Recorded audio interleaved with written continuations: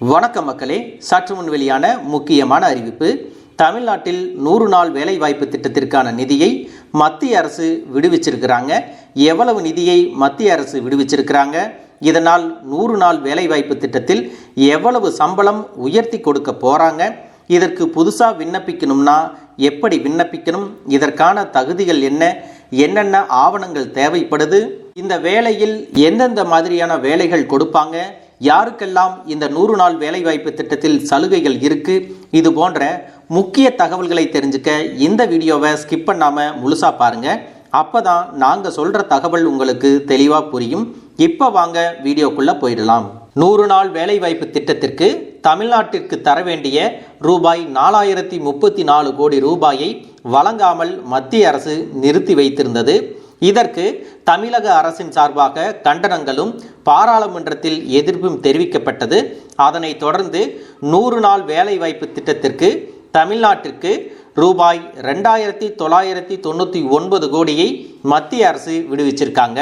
100 நாள் வேலைவாய்ப்பு திட்டம் நிதி கிடைக்கப்பட்டதுனால இனி மீண்டும் கிராமங்களில் 100 நாள் வேலை வாய்ப்புகள் கொடுக்கப்படும் அப்படின்னு சொல்லியிருக்காங்க. அதன்படி பார்த்தீங்கன்னா தமிழகத்துக்கு 2024-25 நிதியாண்டிற்கு ஊதியமானது ரூபாய் 319 உயர்த்தப்பட்டுள்ளது. இதன் மூலம் தொழிலாளர்களுக்கு ரூபாய் 25 கூடுதலாக அளிக்கப்படுது அப்படின்னு சொல்லியிருக்காங்க. இந்த 100 நாள் வேலைவாய்ப்பு திட்டத்திற்கு விண்ணப்பிக்கிறதுக்கு என்னென்ன ஆவணங்கள் தேவைப்படுது அப்படின்னு பார்த்தீங்கன்னா, விண்ணப்பதாரரின் passport size photo, ration card, வாக்காளர் அடையாள அட்டை, ஆதார் கார்டு, பேன் கார்டு, வங்கி கணக்கு புத்தகம், விண்ணப்பதாரரின் கையொப்பம் அல்லது கட்டை விரல் ரேகை தேவைப்படுது. விண்ணப்பதாரர் எஸ்சி அல்லது எஸ்டியாக இருந்தால் அதற்கான சான்றிதழ்களும் கொடுக்கப்படணும் அப்படின்னு சொல்லியிருக்காங்க.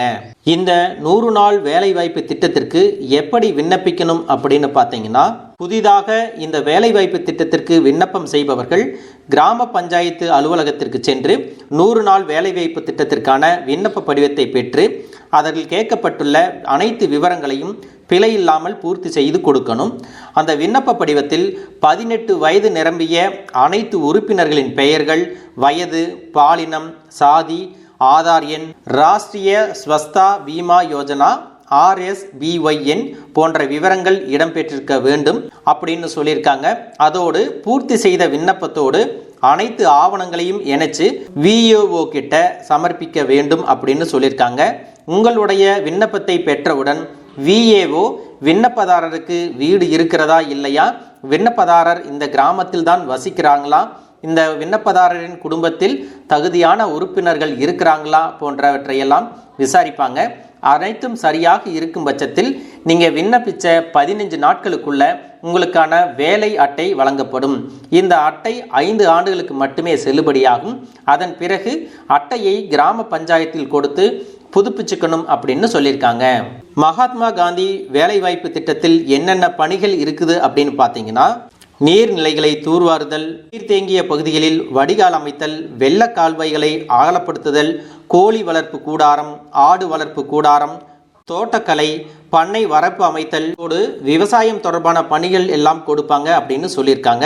இந்த 100 நாள் வேலைவாய்ப்பு திட்டத்தில் வேலை நேரம் எவ்வளவு அப்படின்னு பார்த்தீங்க அப்படின்னா, பொதுவாக ஒரு நாளைக்கு 1 மணி நேர உணவு இடைவெளியுடன் மொத்தம் 8 மணி நேரம் வேலை செய்யணும் அப்படின்னு சொல்லியிருக்காங்க. இதில் யாருக்காவது சலுகைகள் இருக்கா அப்படின்னா, மாற்றுத்திறனாளிகளுக்கு 4 மணி நேரம் மட்டும் வேலை செய்தால் போதும், முழு சம்பளம் வழங்கப்படும் அப்படிங்கிற சலுகையும் கொடுத்துருக்காங்க. 100 நாள் வேலைவாய்ப்பு திட்டத்திற்கு எப்போது விண்ணப்பிக்கணும் அப்படின்னு கேட்டிங்கன்னா, 100 நாள் வேலைவாய்ப்பு திட்டத்திற்கு விண்ணப்பிப்பதற்கு குறிப்பிட்ட காலக்கெடு எதுவும் இல்லை, ஆண்டு முழுவதும் விண்ணப்பிக்கலாம் அப்படின்னு சொல்லியிருக்காங்க.